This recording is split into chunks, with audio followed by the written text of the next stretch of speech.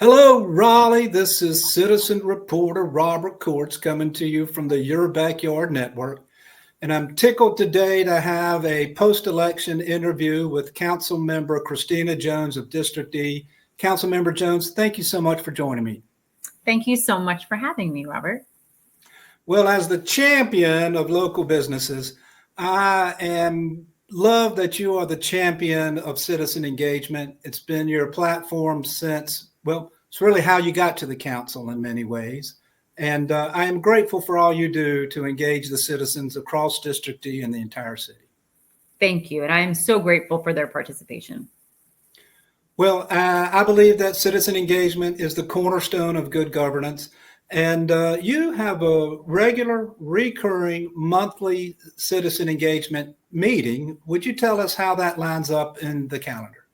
Definitely. So every month we do the second Wednesday of every month from 6 to 8 p.m. And we have done a variety of things. So in December, it'll be December 11th from 6 to 8 at La Cucina Italian Restaurant. But when we get there, we're going to talk as a group and decide we're going to pick 3 points, areas in the district, and try and spend a chunk of time, maybe about 4 meetings, and then transfer. So we're getting throughout the district.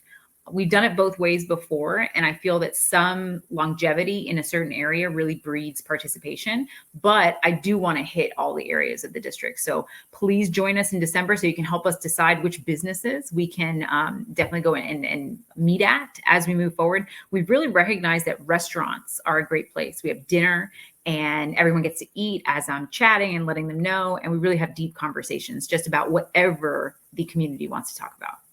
Well, I feel like that breaking bread together is something that we've done as a species from time immemorial, and it really does bring an extra warmth and connection by being able to sit down and dine together. So, and that you choose local restaurants within the district is also, I'm very grateful for your commitment to small local businesses.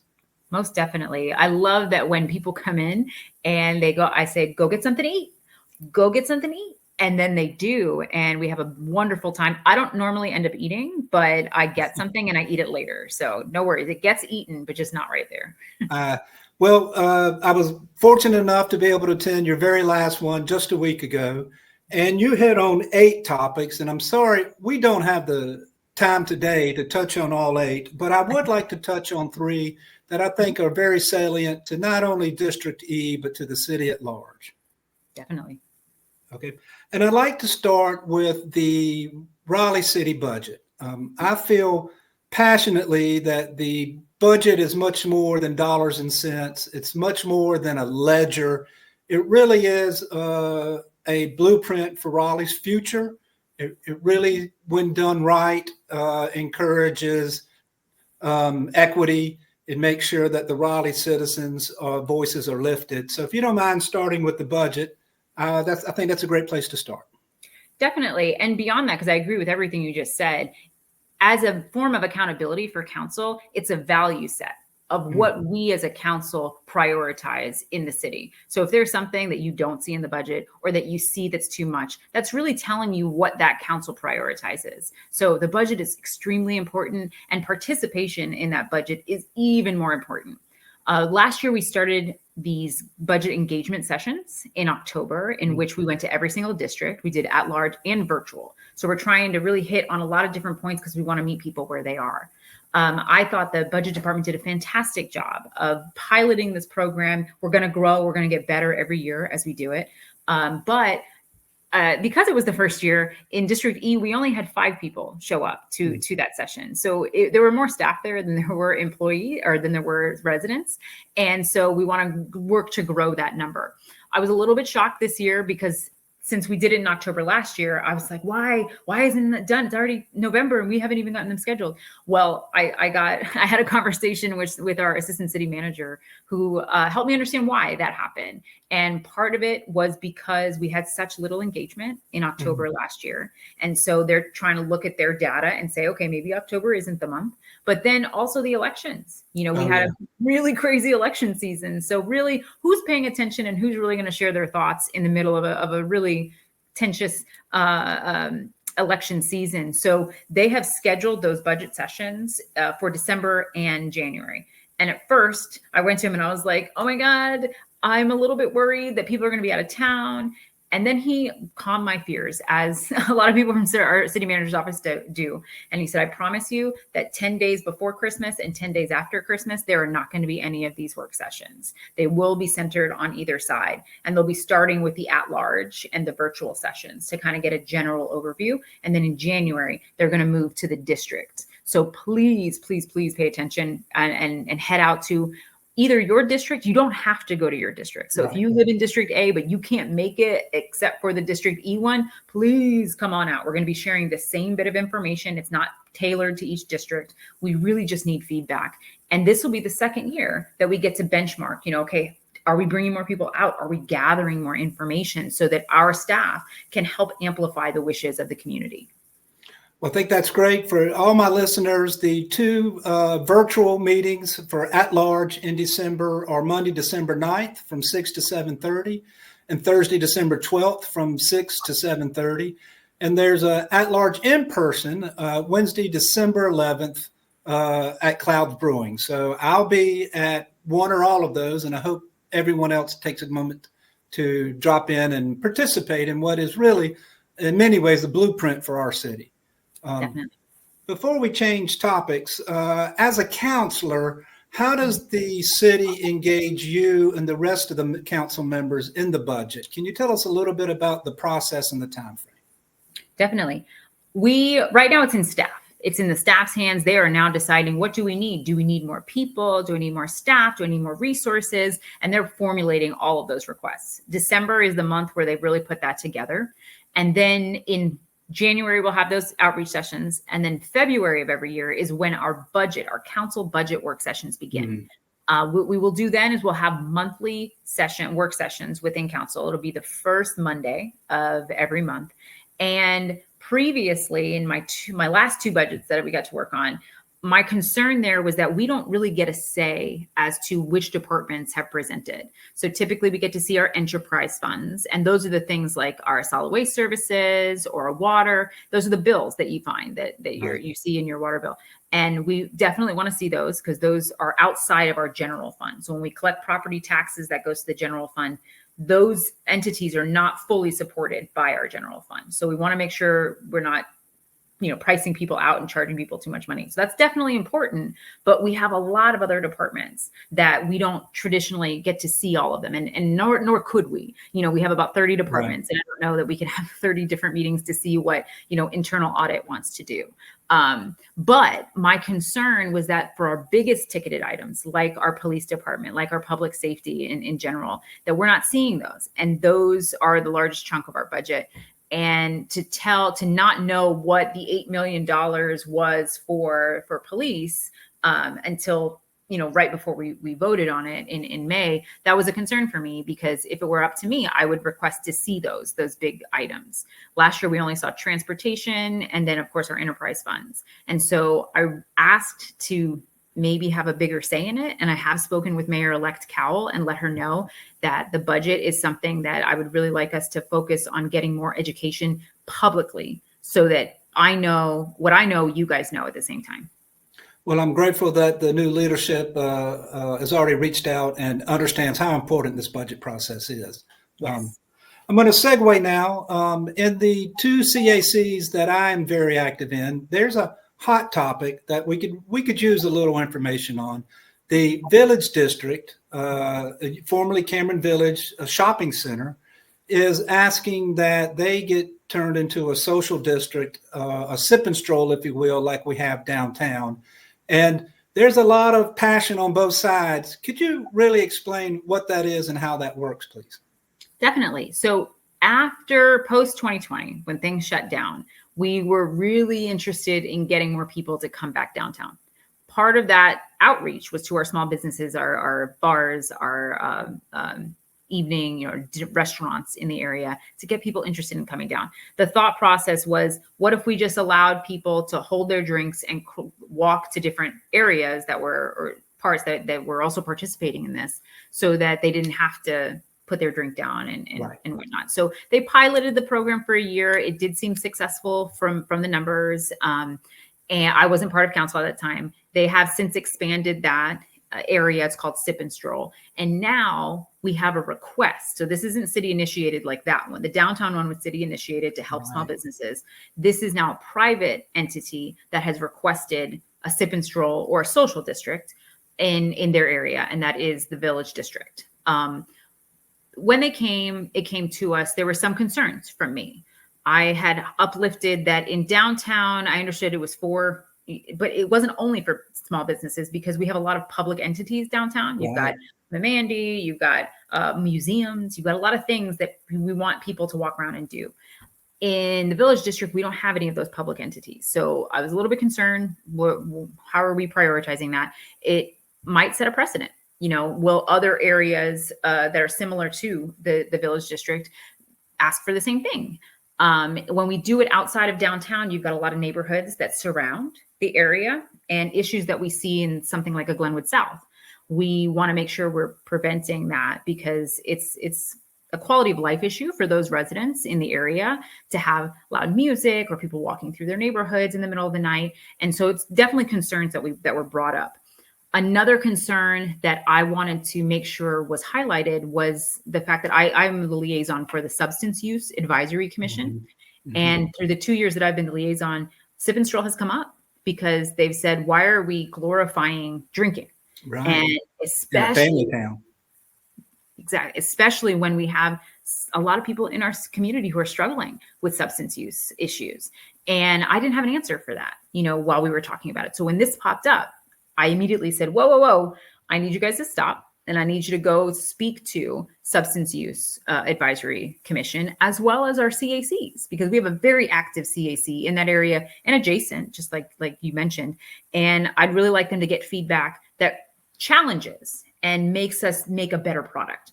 And so I'm very, very excited, but Regency has reached out to the CAC. They met this month. I haven't heard back from it yet, but I look forward to reaching out to that CAC to have that conversation. And they did come to Substance Use Advisory Commission's meeting last week. Yeah, nice. And so I was very, very thankful that they did that outreach, and they were very receptive. We had police officers there, and we had our commission there who were asking really good questions. And the police said, we don't have enough people. We don't have enough officers to really maintain that, if and when there are issues. Regency came back and said, oh, no, don't worry about that. We hire our own officers. And so immediately I responded and I said, that's amazing for the issues that happen on site. But if you have residents who are concerned, they're not going to call your police. They're going to call 911. And when 911 is dispatched, we need to have the resources to be able to answer those calls. And what the police officer is saying right now is that we don't have those resources. So that is a big concern for us as we move forward to having this discussion at the council table in January.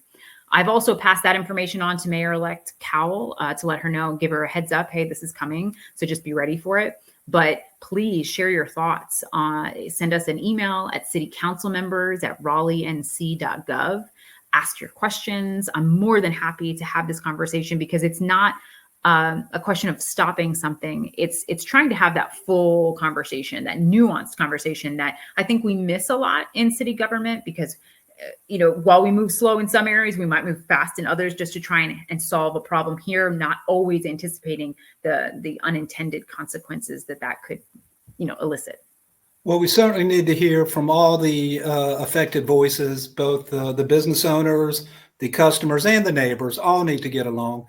And not to put too fine a point on it, but would you just briefly describe the difference between it's a social district at the Village District, but it's something different at North Hills or, say, South Point Mall?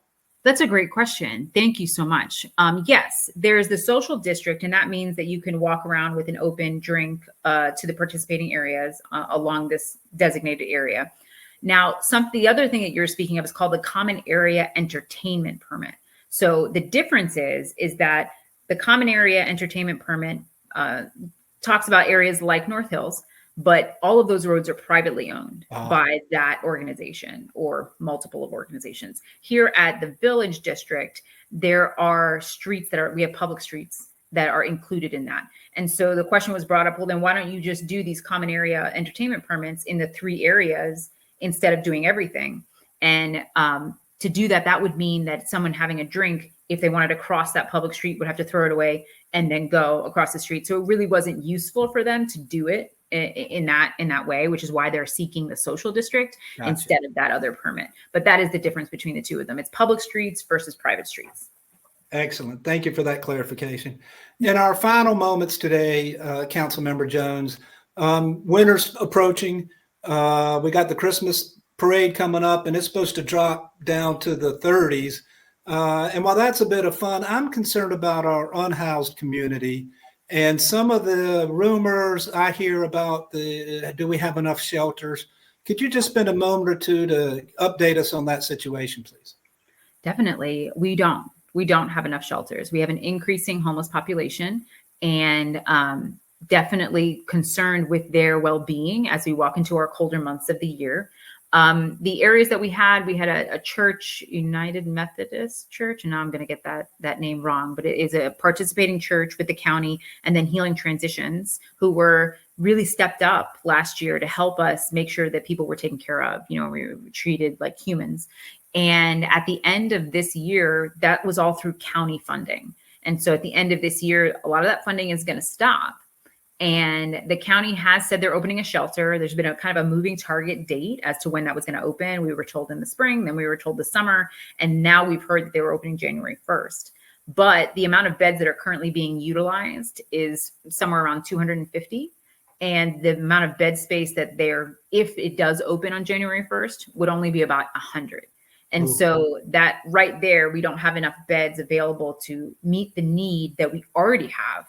And so that's been a big concern. I was really proud to stand with Councilor Harrison, who, along with neighbors in her area, in her district, went to the county commission on Monday of this week just to highlight that concern. This is always a partnership with our county partners, because the city is responsible for infrastructure needs. And the county has affordable housing, they have shelters and substance use and homelessness. All of that is bigger purview by the county because their purse strings are bigger. And so we always want them to know that we are willing partners in that quest to help our neighbors who need some assistance. But we can't always just hold the weight of the entirety of that price tag. And so we went there just to show solidarity, to say we are here to work with you. Anywhere we can help, we want to be of assistance, because at the end of the day, these are human beings. They are residents in our neighborhoods, and we want to make sure that at the heart of it, that people are taken care of. So we are beginning those conversations and trying to show that we are partners with them. But it is definitely a concern that I don't have a full answer to yet. Well, Councilmember Jones, as one of your constituents, I'm very grateful that you often, if not always, look beyond District D, right? That's your base, but you also represent the entire city. And the fact that you would elevate our voices to the county level, I'm grateful. Not every council member does that like you and Councilmember Harrison. And it's really shows your commitment to your job and the city. Yes. And we love our jobs. We love representing, because it's not always, there's a lot of fanfare. There's a lot of cool things that we get to do as counselors, but at the heart of it, it's about the work. It's about how are we making sure that residents are taken care of and that people's voices are heard. So we want to be able to show the path and teach people how they can make sure their voices are heard. And so we have to exemplify that. Well, you are a fine example of a hardworking council member. Raleigh, let me take one more minute to invite you on December 11th to Christina Jones' community event. She calls them Show Up, Stand Up, Speak Up. It's at La Cucina Restaurant off of Glenwood. Also invite you to attend these budget events in December and/or the district ones in January. And as always, if you have a message for Christina, how do we get in touch with you, Councilmember Jones? Definitely. My email address is my name and my last name, my first name. So it's christina.jones@raleighnc.gov, or you can always hit all of us at the same time at citycouncilmembers@raleighnc.gov. Councilmember Jones, thank you for your time. Raleigh, we'll see you right here in your backyard. Thank you.